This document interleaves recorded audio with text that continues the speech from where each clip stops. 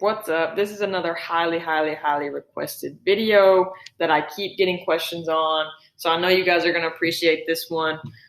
People ask me all the time how long it took for me to get my real estate license and how much it cost me to get it. So I've got every single expense written down here. And then I'm going to tell you how long it took me and how long it should take you, because I failed the test 3 times before I passed it.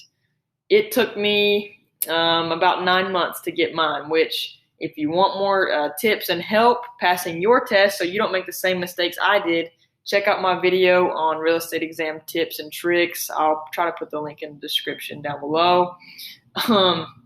So yeah, hopefully you can pass it before you get to the point of literally taking more time to pass a real estate exam than it does to make a baby and have it. So yeah, it should take you no longer than 2.5 months, I'd say at the least, to get your real estate license, which is a whole heck of a lot less time than it is to get a college degree. So I'm going to go through these expenses here.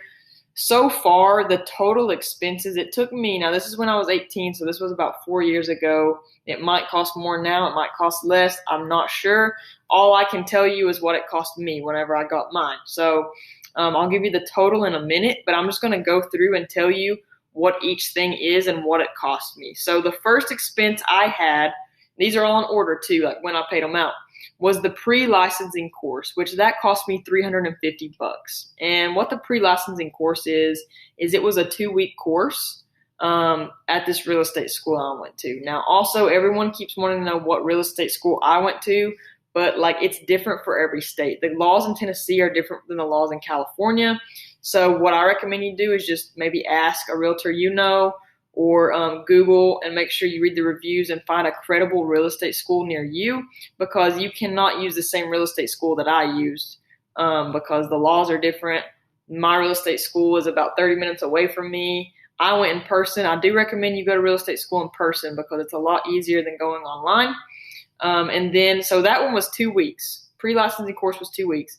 Then I paid $165 for the course for new affiliates. So pre-licensing is kind of getting you ready, and the $165 for the course for new affiliates, that's like you're a new affiliate, what do you do? And that one's also 2 weeks. So basically, even though they're 2 separate course names, 2 separate fees, it was a month total of real estate school. Both of these are real estate school. I went to the exact same place, had the exact same classmates and the exact same teacher. They just call it 2 different names, and the content was really about the same for each one. And then after 1 month, I was ready to take my test. So I paid $43 for test number 1. I had to do that 3 times because I kept failing. So all in all, I paid $43 3 times. I did, however, you have to get fingerprinted in the state of Tennessee. That cost me $32.65, and I think it was about 10 minutes down the road at like a pawn shop. I just had to literally go get my thumb printed or whatever, and they kind of gave me some legal document that I had to turn in to, I think, the state. I had to send it off, so not too bad. And then I had to send in $110 for a license application to the state of Tennessee. That was just a filing fee they hit you with, basically just so that they could file my license and say that I was a realtor, and then send me my license on a piece of paper and give me my little pocket card. So I'm sure every state's going to have that filing fee, and some may be more expensive than that. I'm surprised it wasn't more than that. Then you have to get E&O insurance. So your state may say it's something different, but I'm pretty sure every realtor has to be insured. That was $125, and I think that renews every 2 years. And what that is it's just kind of like, it gives you a little bit of protection. So I don't remember what my policy's for, but if someone tried to sue me, I'd be covered. It's basically just insurance on your personal self. Like you as a realtor, you're your own business. So it's kind of like getting an insurance quote on your business. You have to get one on yourself as well. Now here were the heaviest fees. They made me join the National Association of Realtors, and then I had to join my local board of realtors, which, I mean, you don't have to, but you pretty much do in order to get access to the MLS. And what the MLS stands for is Multiple Listing Service, and that's where you're going to see all the listings. Like, you know, you can go on Realtor.com and you can go on Zillow and Trulia and all that, But that's where, you see stuff come on the market as soon as they list it. That's where you can interact with other agents. Like the MLS is literally like the holy grail for realtors. That's where you're going to do your job. That's where you're going to spend most of your time, is on the MLS. So the fee for my local board was $455. And then the fee for the national board, National Association of Realtors, was $368. So, those are kind of some hefty fees there. And then we're almost done, though. We only got two more. The other fee I had to pay to the MLS service was $50 for a super key, and then it's $17 every month after that to keep that super key active. And back whenever I first got my license, we had these super ugly little keys that almost look like a flip phone that you have to remember to carry with you. Now I've got the app on my phone, and it's so much easier. You just update it every day, or when you're about to go show some property, you punch in the lockbox, hold your phone to it. It uses Bluetooth, and it opens the lockbox. It's pretty cool.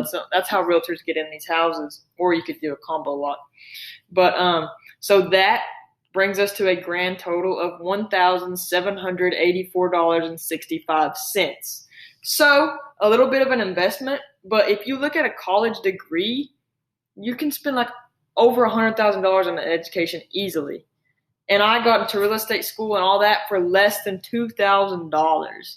And if you think about it, if you sell a $120,000 house, it's going to pay that off. You're going to get paid back and more. So it's really worth it. Your first sale more than likely will cover that expense for you. It's really not bad. And the turnaround time, literally being 2.5 months if you pass the test on the first try, is amazing. I definitely knew that when I failed the test the first 3 times, I was not going to give up. I was going to keep going. This was something that I really wanted. And there was no better feeling than when I passed that test and got out of there and got started. Now, some companies that you join may make you pay some fees to them for office setup and stuff like that, but it shouldn't be too bad. There's some companies out there that probably don't have a fee, but that's the gist of it. So check out that other video for the tips and tricks on the exam so that you don't end up like me and you can actually be ready to be a real estate agent in 2.5 months. But be sure to check with your state. Don't just take my word for it. This is for Tennessee only, and it probably has changed in Tennessee by now.